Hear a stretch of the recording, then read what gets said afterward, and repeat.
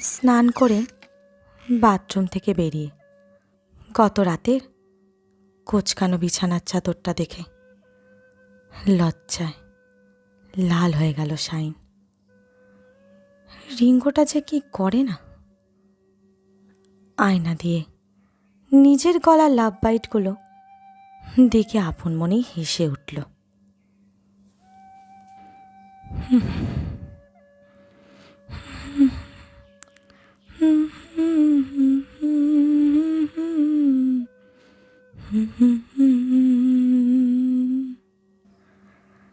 ভেজা চুলে বিছানার ওপর শুয়ে বিছানার চাদরের মধ্যে লজ্জায় মুখ লুকলো সে।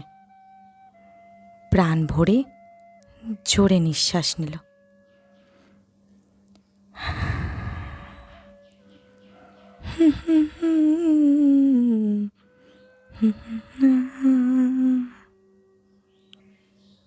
এখনো যেন রিঙ্গোর শরীরের গন্ধ ছড়িয়ে রয়েছে পরতে পরতে।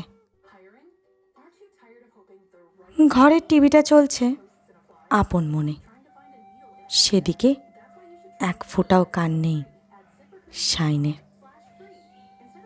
কাল সারা রাত ধরে রিঙ্গো যে চরম আদর করেছে তাকে, তার রেশ এখনো কাটছে না মন থেকে।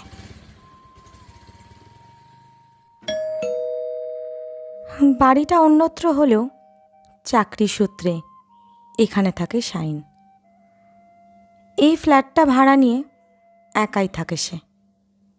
রিঙ্গোর সঙ্গে ওর বহু বছরের সম্পর্ক, ফলে এর আগেও ওরা অনেকবারই গভীরভাবে মিলিত হয়েছে, কিন্তু কাল রাতের মতো এত ভালো লাগা কখনো এর আগে উপলব্ধি করেনি শাইন।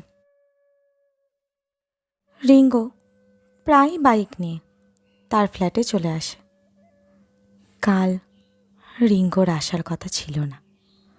ফোন না করেই হঠাৎ আসায় বেশ সারপ্রাইজডই হয়েছিল শাইন, পাশাপাশি খুব খুশিও হয়েছিল।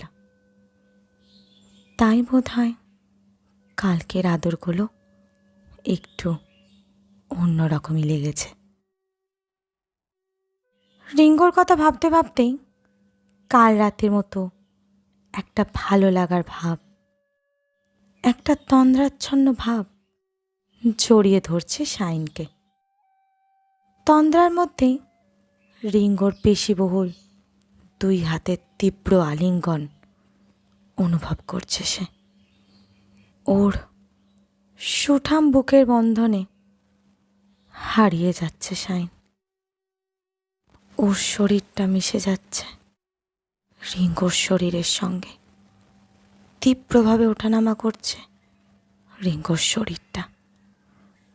চরম ভালো লাগার আবেশ ছড়িয়ে পড়ছে শাইনের শরীর জুড়ে। অস্ফুট চিৎকার আর মুহুর্মুহ শিহরণে কেঁপে কেঁপে উঠছে শাইন। অস্পষ্টভাবে কানে আসছে টিভির আওয়াজ। গত সন্ধ্যায় হাইওয়ের ওপরে এক ট্রাকের সঙ্গে বাইকের দুর্ঘটনায় ঘটনাস্থলে মৃত ট্রাক চালক সুখময় পাল ও বাইক চালক রিঙ্গো ডিসুজা।